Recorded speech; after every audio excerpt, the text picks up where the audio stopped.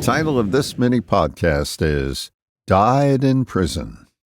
This isn't meant as a persuasion statement, just a personal revelation about how I feel when I see or hear news about the death penalty being administered. I feel awful.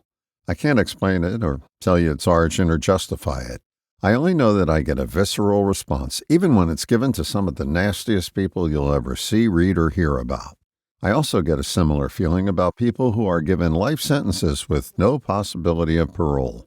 But at the risk of sounding hypocritical, I probably wouldn't be opposed to the death penalty or life in prison if the person did something awful to someone close to me.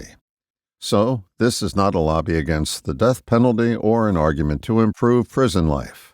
I'll leave that to those more qualified. My purpose is to highlight that many of us are in self-made prisons, and our sentence can extend until our death, if we let it.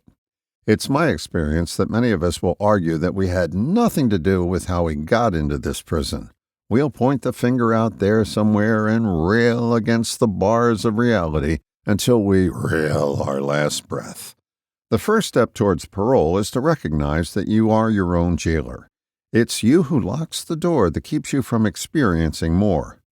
You put yourself here, and if you want to be there, it's going to take more than a fervent prayer.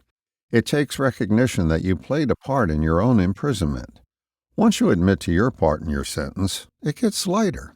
Light begins to form at the end of the tunnel, and you'll gravitate towards it like a plant in a dark place grows towards even the tiniest bit of sun.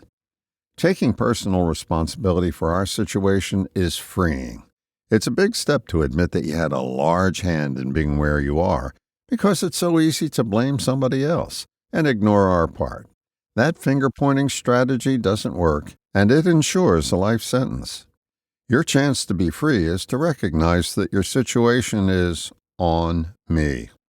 Once you cop to your part, options you've turned a blind eye towards in the past show up and pave the way to the straight and narrow path that leads to freedom.